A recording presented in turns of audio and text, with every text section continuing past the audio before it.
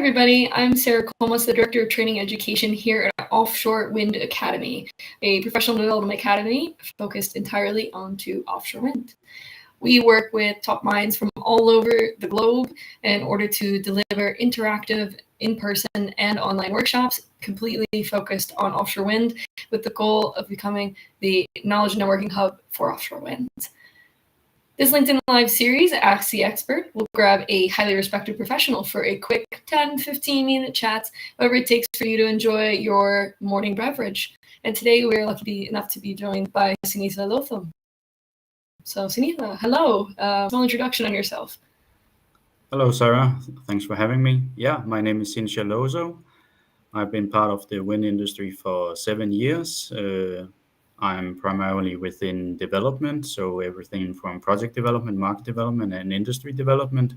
Have been part of offshore wind projects globally, and also part as a consultant for policy making, so consulting government within how to develop offshore wind. Yeah. Wonderful. Thank you. Yes, you have quite a long CV with a lot of different kinds of roles, which means that you have had the pleasure/displeasure with coming face to face with one of offshore wind's greatest threats: misinformation. Yeah. So, do you mind telling us a little bit about what some common misconceptions that wind faces? Yeah, the first one is definitely, that wind turbines kills a lot of birds, which is simply not true.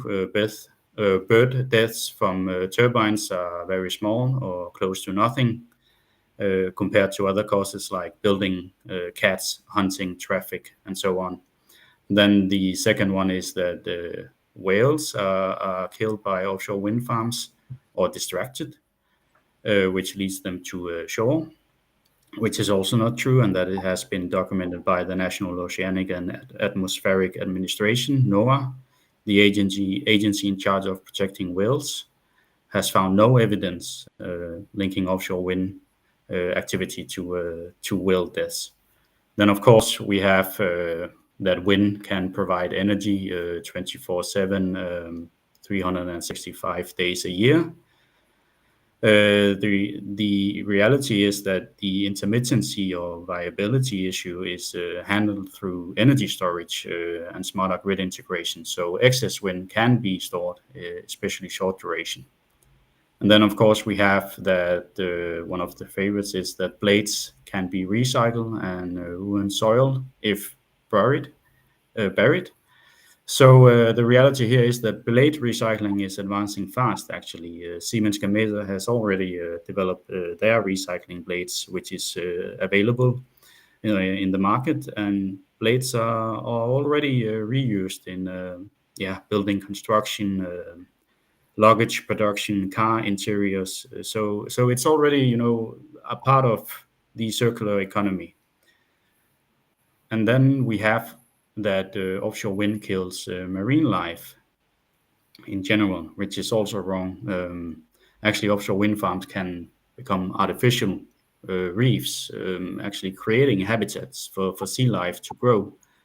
We saw the other day that Vattenfall made an excellent video together with Samuel L. Jackson, where they showed that he ate some chips from seaweed grown at one of their offshore wind farms. Then we have the one that I would say another myth is that wind energy is too expensive, which is also quite simply not true. Wind energy, especially onshore, is often cheaper than fossil fuels. The overall trend favors renewables both in Europe and China. It has simply provided, cheaper energy to the people. And we are also hoping that will be a case in the United States. So yeah, those are one of the great myths about our industry. And what do these misconceptions do to wind? How do they help the industry, and where are they coming from? It's definitely what they do to our industry. It's definitely something we have underestimated a lot. Disinformation is the greatest threat to our industry. It spreads fast, and I think if we don't strike back soon, its sticking power will slow the green transition even further. So we need to take it seriously. And our opponents, which is the oil and gas sector, they are already using coordinated networks. We need to match, so to say, their energy. That is essential. We need to countermatch the same energy they are providing in giving these false myths about our industry with the truth. We need to counter it with the truth and facts. And who would be doing this? Is this going to be people in the industry? Who exactly is the ones doing this? Well, that's a very good question. In terms of busting myths, but also be honest in addressing the bottlenecks we have in the industry. What can we do? I personally think that our politicians should be more active in countering these misconceptions. With all due respect for Ursula von der Leyen, which is a politician, a leader I respect a lot.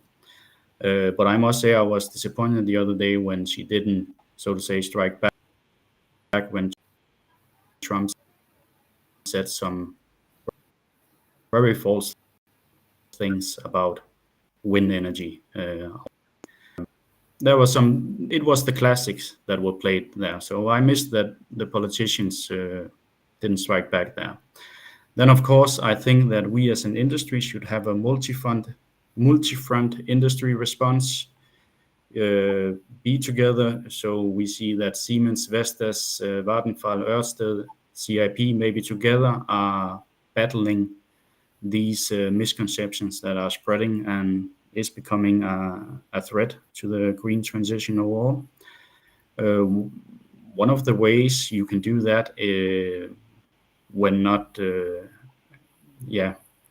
thinking about help from politicians is actually making some kind of monitor or response systems, having real-time listening on social media, traditional media, political statements, to simply detect emerging myths, and thereby building a myth tracker, a kind of a dashboard, what, where, and in which language, and then trigger pre-crafted responses, I think could be the way forward. So a kind of myth versus reality content engine, kind of where we have ready to publish one pages, graphics, videos, short video snippets that basically counters this that are formed by our components. And I think it's not only a matter of just debunking, it's also a matter of pre-bunking, if I can say that, or said in other words, being proactive rather than reactive. So what to do there? Maybe forge alliances with local environmental NGOs, community leaders, and even local businesses to pre-attempt attacks by making wind projects part of a locally owned narrative, so to say. Because when offshore wind comes to town, it creates local jobs, it creates community benefit funds. It's a heritage preservation, so to say. It provides renaissance to industries that are in threats. For instance, in Croatia, the shipyard building could actually benefit a lot from getting offshore wind. Also in America, there are a lot of blue-collar jobs that could be secured through offshore wind. So I think one should be proactive and build alliances with workers, community leaders, companies that could benefit from offshore wind. That's definitely one of the ways, I think. But also in terms of storytelling, when we are countering these myths, I think it's important that we are not providing a lot of data, a lot of study work from universities which is actually quite good, but there are a lot of people who don't have time to read it. So we need to have some kind of 30 seconds to 1 minute storytelling videos, like Vattenfall made the other day with Samuel L. Jackson. That is something the industry needs more of. I have personally tried to make, and I am making, and successful with that, a series named The Wind Strikes Back, where I collect a number of important parties in our industry, where we are addressing the myths. So we are both busting myths, but also addressing bottlenecks. We also quite honest to ourselves. There are some things we need to be better at, but most importantly, we need to bust the myths right here and now. Um, yeah, so those are definitely, that is definitely the path forward, I think. But we need the bigger players more to be a part of it. Of course, the small players like us are important. It cannot be done without us, but it can most definitely also not be done without the bigger players. So we need more stories like the other day that we saw with Vattenfall, definitely, but more a coordinated multi-front industry response rather than a company is doing it alone. You know, a single front response is not as effective as a multi-front industry response, because our opponents are, as mentioned, already using coordinated networks. They are doing it together, so we need definitely to match their energy. Okay, so if I can try to summarize everything that you're going over here, it sounds like there's a couple of different players here. One is from the government side, which is okay. There's a little bit of understanding that perhaps some of them are not able to fight for pro renewables for whatever reason, because maybe that they have interests, or they don't want to upset the communities that are still important for traditional energy sources. But they do need to start to stand up a little bit more to the people who are out there in the world trying to spread out this kind of misinformation. This is one piece. Another piece would be the industry. It is a bit tough because some of the developers also have traditional sources in their portfolios. So maybe this is perhaps why they're not speaking out quite so heavily. But in general, it sounds like, okay, if we kind of pull a little bit of the industry with the associations such as Wind Europe and other big players together, that we need to come together, not just to support each other, but more to create this sort of working group in a way, to be like, okay, let's really sit down. And the whole point of this working group is just to market, just to work on misinformation. Like the move with Samuel L. Jackson was brilliant because it really ties like the everyday person into the offshore wind story. So this was a really great move, and hopefully it's not the last that we'll see something of that. And then there's the normal person, which is us on an individual level, in our day-to-day. It could be our friends and family, just someone in the community that has been positively impacted or negatively impacted by wind. And I suppose those people, what they can do to fight misinformation is to go to these meetings. Whenever these meetings appear for the new projects that are coming into the community, they should go, because the naysayers to wind, typically they go. They're very fired up because of social media. They've been brought up to a very high, angry fear level. We need to show up and show our support for wind. They're not the negative side of wind is not the only voice that's going to be allowed in the room.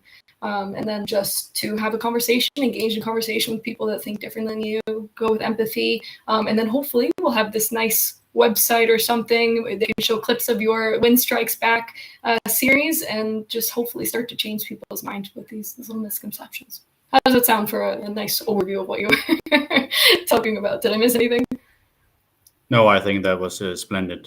Thank you, Sarah. And yeah, it's important for me to emphasize that we only need to match their energy. We don't need to attack, because I mean, the truth is on our side. Our industry is not only saving the planet, it's also providing cheaper energy to the population. It also protects nature and animals.